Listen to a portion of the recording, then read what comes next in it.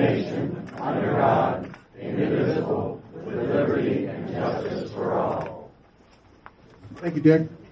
You know, it's a real privilege for me today to have the honor to introduce you, our speaker and our guest.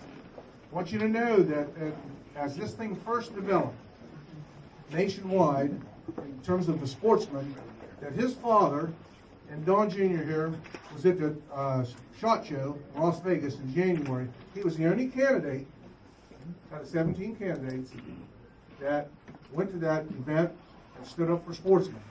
That's what we've got. Ladies and gentlemen, a great outdoorsman, a friend of every outdoorsman, Donald Trump Jr.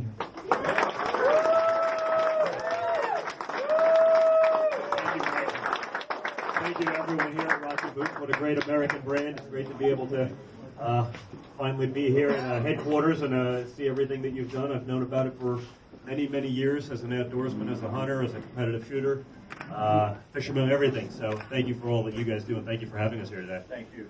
Well, it's amazing to be on the trail, and thank you again, Mike, for that great introduction, talking about sportsmen. And you know, I guess I'm probably an unlikely guy to be, the guy talking to sportsmen around the country as the son of a wealthy real estate developer from New York City. But at a young age, and I said this earlier when I was talking at another outdoor shop, at a young age I had a grandfather who was an electrician. He was a blue-collar guy from communist Czechoslovakia. And he saw a lot of the stuff that I was growing up with in New York, and he said, wow, that's amazing that you have some of those opportunities and some of that privilege, but you should also see the other side. And so from about the age of 5, he took me to, again, communist Czechoslovakia, and I spoke the language fluently because it was a big part of my life. And he basically said, there's the woods.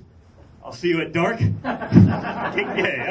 was old school. He kicked me into the woods, taught me how to shoot a bow, taught me how to fish, taught me how to shoot air guns. He couldn't really hunt over there because he wasn't a big shot in the party or anything like that. He was just an electrician. But I developed a passion for it. And for me, not to say I was always an angel in my life, but the outdoors, hunting, fishing, shooting, it kept me out of so much other trouble I would have gotten into. It was sort of hard to get into trouble when you're going to be in a tree stand at 4:30 in the morning.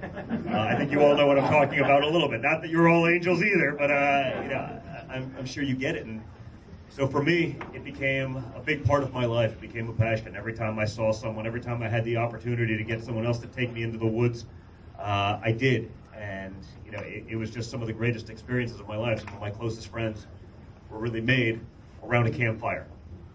In the woods, in a duck blind, whatever it may be. And so now, for me, it's such a big part of passing on that tradition, making sure that the tradition of hunting, fishing, and obviously shooting remains and stays in America, because it is under threat, it is under fire. God knows I've taken enough heat for being an outdoorsman, but rather than doing the usual, I'm so sorry, I'll never do that again, we talk about the benefits of conservation and what outdoorsmen have done for this country. In terms of protecting wildlife and habitat and everything that goes along with it. And so for me, as the father of 5 young kids, don't worry, I know how that happens now, so it's not going to happen. I found out the hard way. I got TV and a new hobby. And so now that I know how that happens, I want to make sure that remains for them. Because if I can get them off a couch, if I can get them away from video games, and I can get them into the woods or on a stream or on a range, I'm doing them a big service for life. I'm going to give them the opportunity to do some cool stuff. So now all my kids, we go up to my cabin in the Catskills, up in the mountains in New York every weekend. I don't think I've spent a weekend in New York City in about a decade. So every Friday, once work's over, we head up and we go upstate, and they're fishing with me, or they're riding their ATVs, and they're out there. If I can grow them up and get them a little dirty, again, I'm going to do them a big favor for life. So I want to thank all the outdoorsmen who have been just so incredibly supportive of us throughout this whole thing, because turning up that vote's going to be a big part of this. And we're going to win this. It is amazing when I go around and I see the country, and I know what the media's against us, and everyone's going to say whatever they're going to say, but I go around the country and I see people every day who tell me, Don, I'm 25, I'm 35, I'm 45, I'm 55, up to 83, up to 83. And I say, we've never voted in our lives. And we registered last week so that we could vote for you guys. That's something special, because these are people that are disaffected by both sides. Again, I don't care if you're liberal or conservative in this case. I don't think anyone's thrilled with the way Washington has served them. I don't think anyone's thrilled with the situation that politicians who've never created a job in their lives have put us in, whether that be debt, whether that be sending our jobs abroad, whether it be any number of issues that we could talk about. I mean, all talk, no action. And that's not what my father's about. I always say, he doesn't need this job. He needs this job like a hole in the head. But he wants this job because he knows that he can do it. He wants this job because he believes in the American dream and what that stands for. He wants this job because he wants to make sure that the generation of my kids, which is probably the first generation in a long time who's going to be left with a much worse situation than the generation before them. He wants to make sure that they have a chance. He wants to do this for all Americans, all ethnicities, all backgrounds. He wants to make sure that they have the same opportunity to start a great family, start a great business, to thrive without government being in every aspect of your life, without the over-regulations and all the things that I'm sure you've seen here at Rocky. He wants to make sure that that opportunity exists for all and that we don't end up just one bigger, bloated bureaucracy. And we see it today. I mean, we see it with all the fraud stuff coming out in the WikiLeaks. Because I don't know what's actually worse.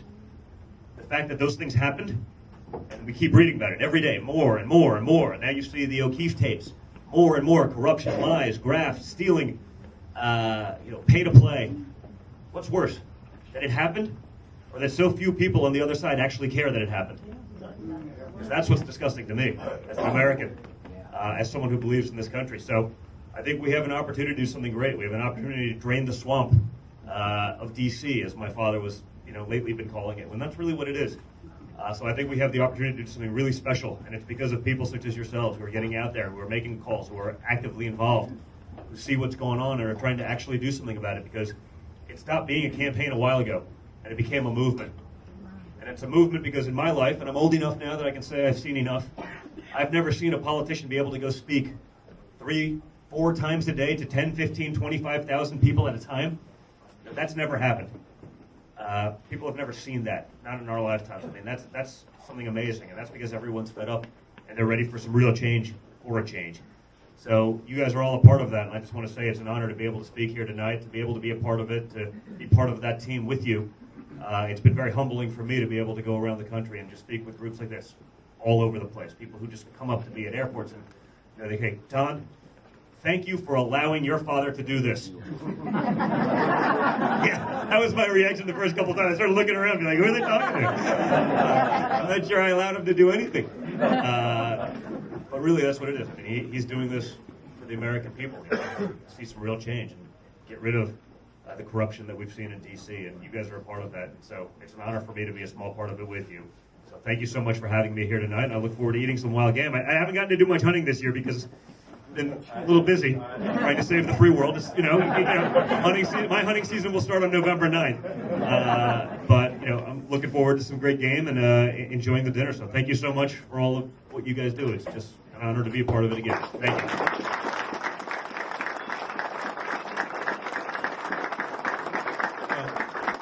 Thank you, Don. It's inspiring what you just said.